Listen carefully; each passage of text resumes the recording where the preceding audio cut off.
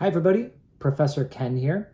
Welcome to episode 8 of Write Your Novel from Start to Finish. I've got Sassy with me. She's kind of lazy. She's a little lazier than Pork Chop. And we're talking about Act 3.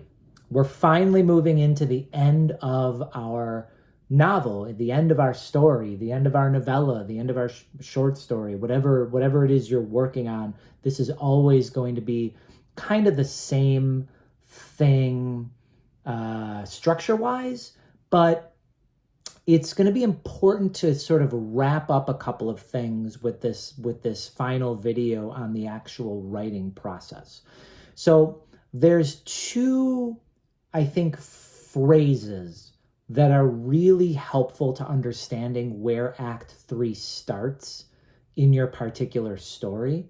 And the first phrase is until finally, okay? And what this means is when you're thinking about like where Act 2 ends, you're thinking about the climax. All of this stuff has been building up during Act 2. All of these challenges, you've put your protagonist through hell, right?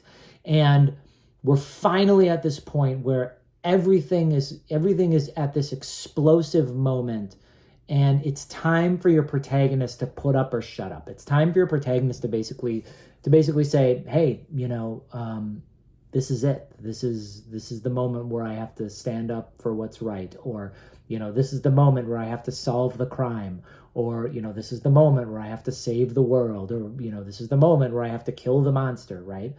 And that moment, I think, works best if you've been planning ahead a little bit, okay? And the reason I think that is because climaxes tend to pack more of a punch if the Act 1 and Act 2 lead up to it in a way that helps readers or audiences feel very satisfied when we get to that moment. I'm sure you've read a book or you've watched a movie or a TV show where we get to the climax and it's just kind of a letdown, right? It sort of builds up to this moment and the moment just doesn't deliver, right? There's an easy way to avoid that. And the easiest way to avoid it is to plan ahead, like to plot out the ending of your novel so that as you're writing, you're always thinking about where the novel is going to end, okay? There's another part to Act 3. After the climax, the phrase that I think is really helpful is, and from that point on, basically. And what that does is it just gets you thinking about whether, not a lot of stories end at the climax. They tend to have sort of like this really small part of falling action where things kind of settle down and the reader gets to take a breath, with a breath of relief with the main character. And sometimes it's really nice to just have a little bit of time to wrap up some things.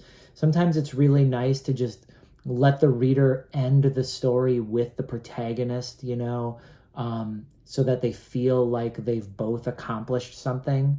The readers like to feel like they're part of the protagonist's journey. And so that little extra breathing room at the end of a story can be really valuable. I think sometimes you can take it too far. Like if you've ever watched the end of Return of the King, the Lord of the Rings movie directed by Peter Jackson. After Frodo, finally gets the ring of power into, Mount Doom, or throws it into Mount Doom, there's there's another 25 minutes of the movie or something. And maybe it draws out just a little too long, perhaps, but by and large, you don't have to spend that much time at the end of a story. You want to basically make sure the climax packs a really good punch, and then spend a little bit of time getting your reader or your audience sort of coming down from that high, and with the protagonist as well. Sort of like, and they lived happily ever after is a nice way to think about it. Even if that's not the case, it's a good way to like get yourself in the right mindset for it. One of the biggest mistakes I think a lot of beginning writers make with Act 3 is they don't fully have the climax thought out well enough. And I think a good way to really think about the climax to make sure that it packs as much of a punch as possible is to think about the external conflicts, but also think about your protagonist's internal conflicts too. Okay. So for example, one of my main characters in the novel that I'm writing as I'm doing this video series, his external conflict is that he's going to lose his job because he's trying to solve this crime. He's violating people's privacy, and he's going to lose this. He's going to lose his job. That's one of the big external conflicts. The other big external conflict is obviously he's putting his life in danger by trying to solve this crime, right? But there's an internal conflict going on too, which is that my protagonist really, this is the first time he's felt any sense of purpose in his life. You know, he's been pretty much a drifter his entire life. And not only is this the first job that he's held down for more than a few months, it's also, you know, once he starts to actually start investigating this crime that he witnessed, he begins to realize that he feels different. And the reason he feels different is because he's essentially taken on this new purpose that's given him meaning. And he's very conflicted about that because it's not something he thought he would, doing like police work, for example, which is kind of what he's doing. He's privately investigating things, right?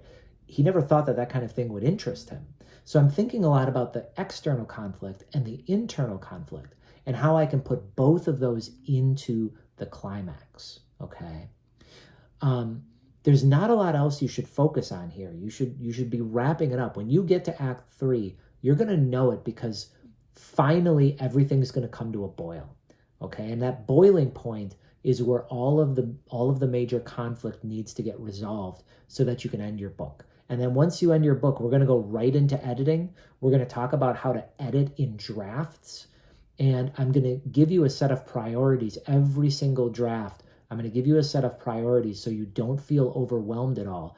And you're focused on a couple of things at a time, all right? So congratulations if you've gotten this far.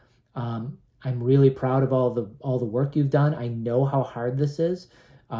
Remember, finish strong. Make that climax pack a punch. Think about internal and external conflict as you're doing it.